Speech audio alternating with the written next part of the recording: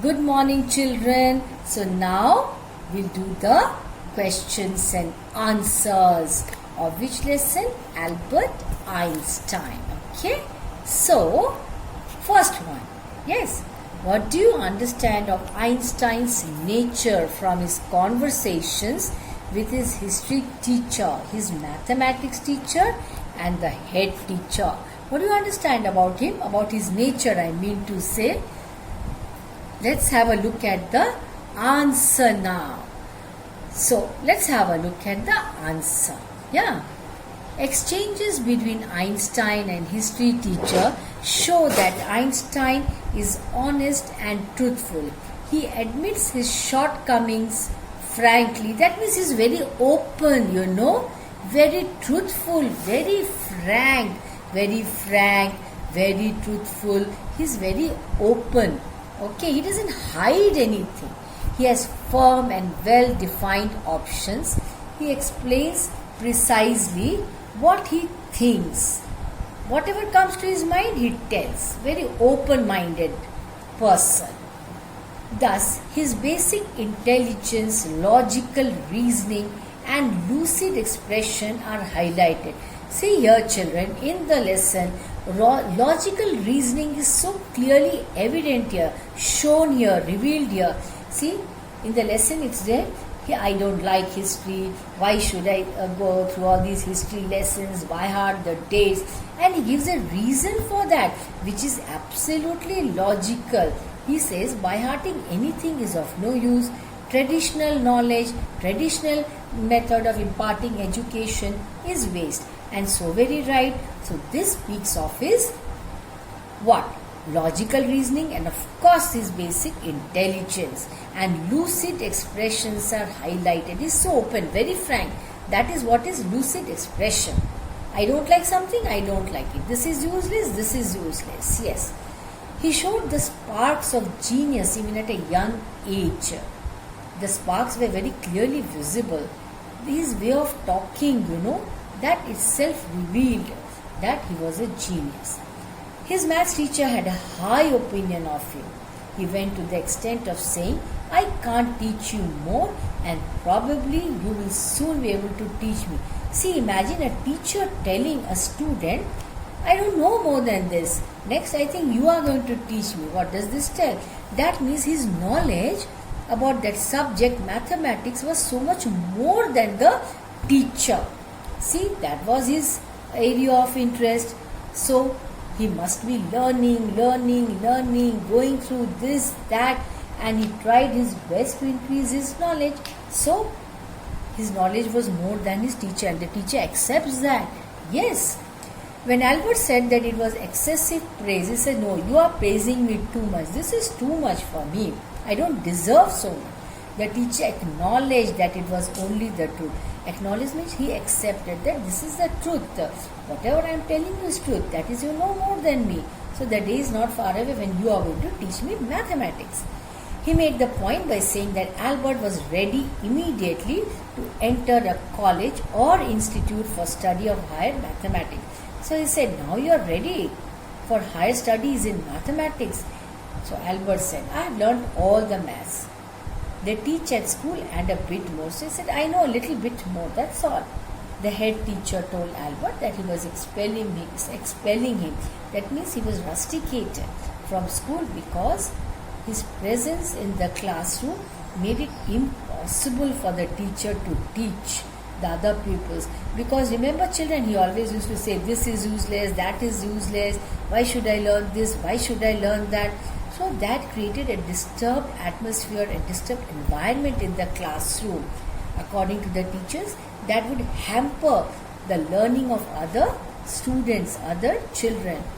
No serious work could be done while he was in class. Albert refused to learn and he was in constant rebellion.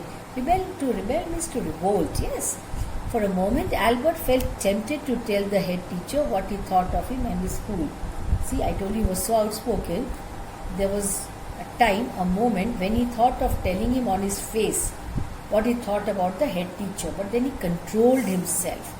Then he stopped himself. He didn't say even a single word. Holding his head high, he went out with a sense of pride. See, he went off with a sense of pride. He held his head high because he knew that he was not wrong. He was so logical in all that he said. Thus, he had a lot of self-control. Albert was not at all impolite. He just used to speak the truth, that's all. He addressed his teachers respectfully and answered the questions honestly.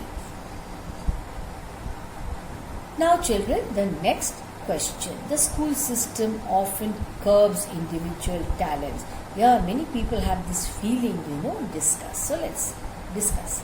Albert Einstein's miserable 5-year stay at school is a telling comment on the system of education prevailing then, and even it is existing now also. See, the system of education. Why do you know?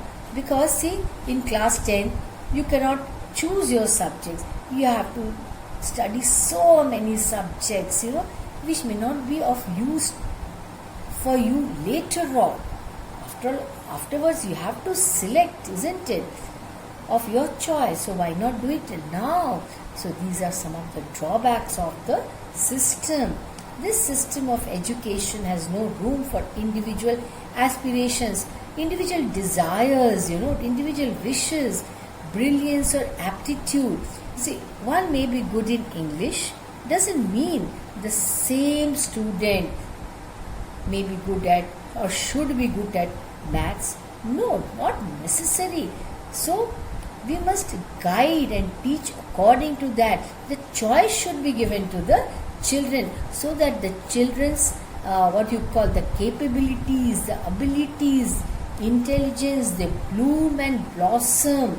That is, they should be given that opportunity, It discourages genius and originality and encourages mechanical dullards or the so-called average students.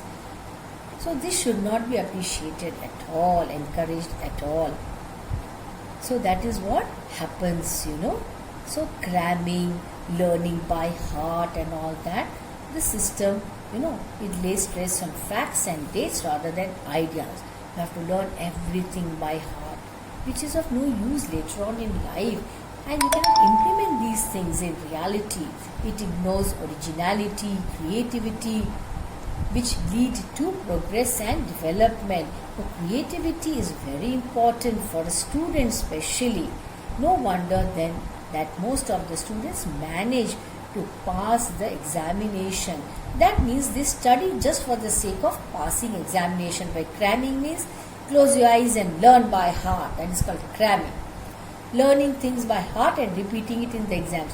Whether you understand it or whether you do not understand it. Learn it, go and write it. Get marks, pass the exam, that's all. But here the purpose is actually defeated, isn't it? This is called parrot learning. You teach a parrot. Say, Amar, Amar, Amar, Amar. It doesn't know who is Amar, what is Amar, what does it mean. So blindly it repeats. That is called parrot learning. Or learning without understanding. I told you, doesn't know what it means. Why the person has to say that, learn all that, but blindly keep learning. This may help to get the diploma but fails to enrich the mind or inculcate ideas. It is just basically to get a degree, that's all. But education actually is nil there in such a case. Knowledge, I mean to say. Okay. Now, the teachers and authorities insist on discipline and conformity. The history teacher and the head teacher are sticklers for rules, pedagogy and discipline. That is learning by heart and all those traditional systems. They only want discipline, passing the exams, that's all. Brilliant students like Albert Einstein are considered dullard and stupid, They are considered, dullard, stupid, incompetent. They often rebel, and their presence makes it impossible for the other pupils, to learn. That is, it creates a disturbing environment for the others. But actually, it is not so. Yes, so very interesting to read about Albert Einstein. Yes. So, are you of the idea? that the traditional system curbs our intelligence, our creativity? Yes, I fully agree, children. So you can write your own answer. That's your assignment. Think and write. Thank you.